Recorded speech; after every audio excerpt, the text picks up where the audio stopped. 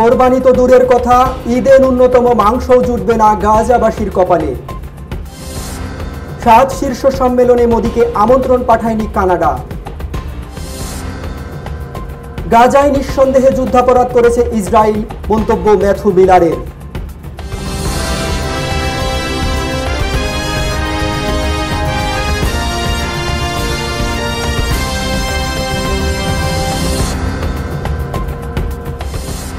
আসসালামু আলাইকুম, আমন্ত্রণ চার্জ টিভির আন্তর্জাতিক সংবাদে। সাথে আছি আমি আতিকুর রহমান জনি। এতক্ষণ শুনছিলেন সংবাদ শিরোনাম, এবারে জানিয়ে দিচ্ছি বিস্তারিত। প্রায় 2 বছর ধরে ইসরায়েলি আগ্রাসনে বিপর্যস্ত ফিলিস্তিনের গাজা উপত্যকা। দীর্ঘ এই সময়ে প্রাণ হারিয়েছে 54,000-এরও বেশি ফিলিস্তিনি, নিহত হয়েছে আরও লাখখানেক। ইসরায়েলি দমনপীড়ন শুধু প্রাণহানির মধ্যেই সীমাবদ্ধ নয়, কড়াকড়ি আরোপ করে রুদ্ধ করে দেওয়া হয়েছে খাদ্য, ওষুধ ও নিত্য প্রয়োজনীয় সামগ্রীর প্রবেশ পথ। এই কঠোর অবরোধের কারণে আসন্ন ঈদুল আজহায় গাজায় কোরবানির কোনো পশুই ঢোকানো সম্ভব হয়নি। ফলে এবারের ঈদে কোরবানি তো দূরের কথা, সাধারণ মানুষের ভাগ্যে এক টুকরো মাংসও জুটবে না। লন্ডন ভিত্তিক সংবাদ মাধ্যম মিডল ইস্ট মনিটর জানিয়েছে, চলমান যুদ্ধ এবং অবরোধের ফলে গাজায় ঈদুল আজহার আমেজ একেবারে নিঃশেষ হয়ে গেছে।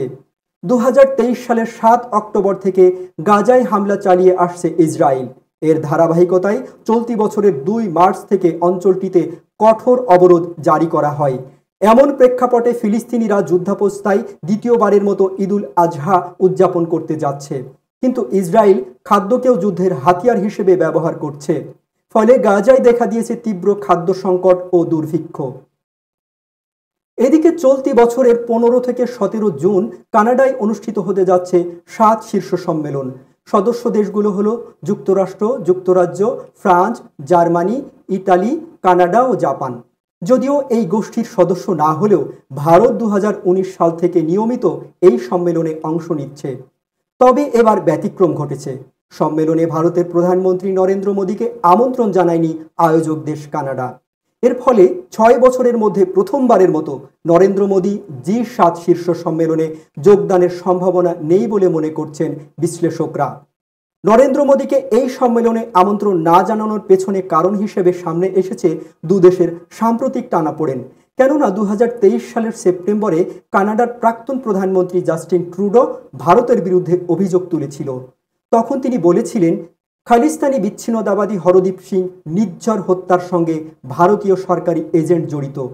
ট্রুডোর এই অভিযোগকে অযৌক্তিক বলে তখন উড়িয়ে দিয়েছিল ভারত। এরপর থেকেই দুদেশের দ্বিপক্ষীয় সম্পর্ক তলানিতে পৌঁছেছে। অন্যদিকে ফিলিস্তিনের গাজায় ইসরায়েল যুদ্ধাপরাধ করেছে, এ নিয়ে মনে কোনো সন্দেহ নেই যুক্তরাষ্ট্রের সাবেক প্রেসিডেন্ট জো বাইডেন প্রশাসনের জ্যেষ্ঠ কর্মকর্তা ম্যাথু মিলারের। স্কাই নিউজের এক পডকাস্ট সাক্ষাৎকারে একথা বলেছেন মার্কিন পররাষ্ট্র দপ্তরের সাবেক এই মুখপাত্র। ট্রাম্প 100 শীর্ষ পডকাস্ট সাক্ষাৎকারটি প্রকাশিত হয়। সাক্ষাৎকারে বাইডেন প্রশাসনের অভ্যন্তরীণ মতবিরোধ, টানাপোড়েন ও নানা চ্যালেঞ্জ নিয়ে কথা বলেন মিলার। 2023 সালের বাইডেনের মেয়াদ শেষ হওয়া পর্যন্ত মার্কিন পররাষ্ট্র দপ্তরের মুখপাত্র হিসেবে মিলার দায়িত্ব পালন করেন। নিয়মিত ব্রিফিংয়ে তার কাজ ছিল ইউক্রেন থেকে শুরু করে গাজা সহ বিভিন্ন বিষয়ে মার্কিন পররাষ্ট্রনীতির সিদ্ধান্ত ব্যাখ্যা করা ও প্রশাসনের অবস্থান তুলে ধরা। গাজায় গণহত্যার অভিযোগ সম্পর্কে জানতে চাইলে মিলার বলেন, আমি এটা গণহত্যা মনে করি না, কিন্তু ইসরায়েল যুদ্ধাপরাধ করেছে এ বিষয়ে আমার কোনো সন্দেহ নেই।